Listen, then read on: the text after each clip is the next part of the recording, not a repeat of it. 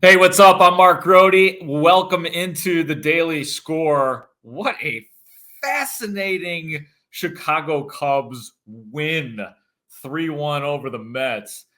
When I cover sporting events, sometimes my boss will text me or call me, or if I'm like the most recent example is when I was covering the Bears Soldier Field layout or their new stadium layout on the lake. I get a text from my boss, Mitch Rosen, saying, "Hey, what's the headline?" He just wants to know the headline. Skip all the other fluff and crap. Let me know what's going on there, so I'll shoot him a headline. Here's the headline tonight: Cubs didn't have a hit for 7 innings and win the game 3-1. This was a ride, man. The Cubs got there, by the way, in the 9th inning with a Christopher Morel 2-run jack off of Edwin Diaz. We'll tell you more about the guy who actually had the no-hitter going. But again, brass tacks, Chris Morel just with a blast with 2 outs to put the Mets down in game 1 of this 4-game series. Luis Severino was the pitcher who had basically 7 innings of no-hit ball for the New York Mets, and it was pretty amazing just watching him, how fast he was working. That's the other part about this game. This game through 6 innings took 1 hour, and the Mets obviously were leading 1-0 at one point in this game, but the Cubs put that thing away. Cubs getting their first hit of the game from Dansby Swanson, and that was obviously in the 8th inning, and Severino lasted through that 8th inning, but did get nicked up. It wasn't until the 9th inning that the Cubs actually were able to salvage this game. I got to tell you, if you know me, you know that I am not big into gambling, but I do have the MGM app, and occasionally I've had little spurts where I've dabbled in it until I start to lose, and I just let it go. When Michael Busch, when it was 1-0, still in the 8th inning of this game, Cubs trailing 1-0, still hadn't had a hit. When Michael Busch walked and Swanson was coming up, I raced to the app. It just hit me. I was like, I think the Cubs are going to win this game. I'm not even talking about who's going to get the hit, over under. I mean, straight up, give me money line. So that's what I was going to do. I was going to just drop in 10 or 20 bucks and make a nice little profit out of that, because I just had that feeling. I just had the feeling. It's been so long since I have laid a bet, like probably a couple of months, that the app was not ready for me and needed a new password, needed to make sure this was me on that device. We're doing all the proper checks, and I'm like, yes, it's me. And by the time that I actually got it back up and running, Face ID, everything, the money line was locked. I was like, unlock me.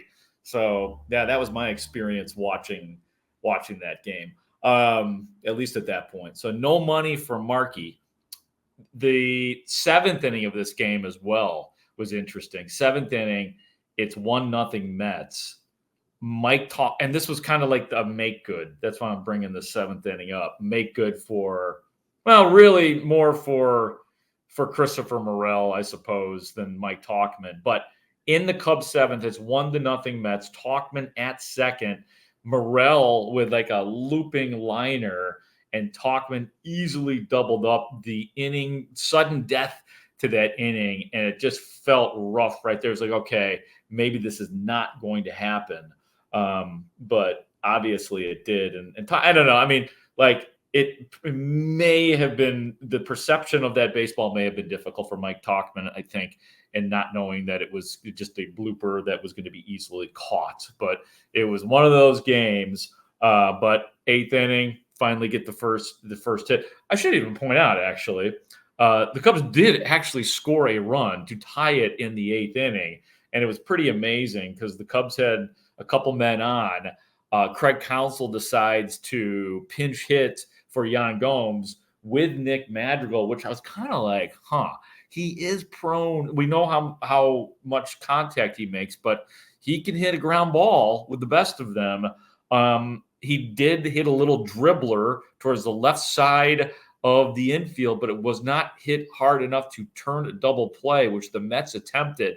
The Mets probably could have come home on that play, but they decided to attempt to turn two, just a little bit slow. Madrigal gets the RBI out of that on a slow roller where he avoids a double play to tie the game at 1.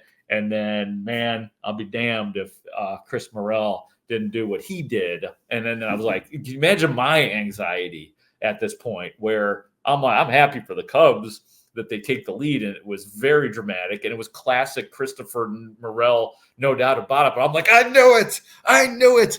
I could have made $30 tonight. So, yeah, that was very upsetting. A few other things, actually. This probably would have been the lead if it were not for Luis Severino's, I'm just going to call them antics at this point, his no-hit style baseball, and the Cubs' bats slumping just a little bit. Jameson freaking Taillon looked good. He goes 7 1/3, allowed 1 run on 4 hits, did give up a home run, only 78 pitches, gave Craig Counsell exactly what he needed.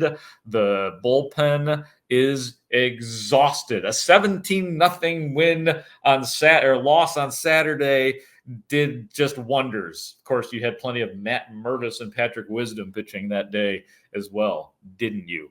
But yeah, Taillon was terrific. 7 1/3, 1 run, 4 hits, the home run, 78 pitches, like I said.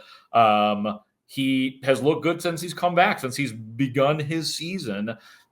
He allowed the 1 earned run against Houston over 5 2/3, 1 earned run against Miami over 5 innings, and then he does this against the Mets tonight. So this is the Jameson Taillon that the Cubs were expecting. Let's hope that it stays smooth for Taillon. He was just terrific. Looked in command of his pitches, made big pitches, and was just terrific throughout the night. Couple other things. I'm thinking about Pete Crow Armstrong because he came up with the Mets, traded to the Cubs in 2021 when the fire sale was going on via Jed Hoyer. He was part of the Javier Baez deal, just to refresh. And don't sleep on Trevor Williams. He was part of that as well. Trevor Williams, who was nice to having him around because he local guy and his dad was at all those Cubs games, but he was part of that deal as well.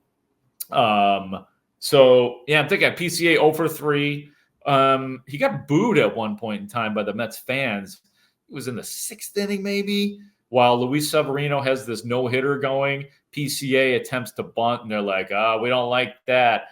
And, that it was a 1-0 game. So it's at that point, you are trying to get a victory still. So no shame to PCA, but he does look so much more comfortable this time around. Thank God he hit that home run against Houston last week to get off the schneid in terms of the hits. I know he had another big hit as well. I haven't been able to watch as closely as I wanted recently the Cubs just because of the NFL draft. But yeah, man, I mean, he does play a smooth outfield. He looked like a guy last year who needed a deep breath. And I think Craig Counsell gave it to him by starting this season in AAA. And then because of all of these injuries for the Cubs, now he has to come up. They're not forcing him up, anything like that. He has to come up. So not sort of the same pressure because you don't have the same kind of parade going on this time around when he comes up. So PCA, the other guy I was thinking about was Hector Neris. Oh, Hector made it interesting last night. 3-1 Cubs in the 9th. He allowed a couple men on with 1 out, first and second and 1 out, struck out DJ Stewart.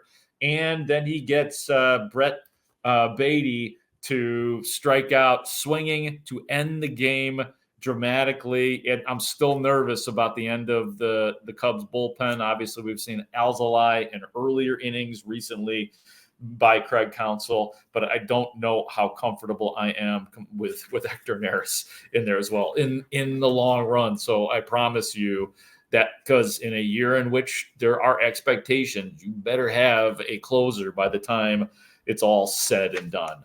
I think that's it. I'm just kind of going through my little notes. The coming up portion of the Cubs sort of interesting.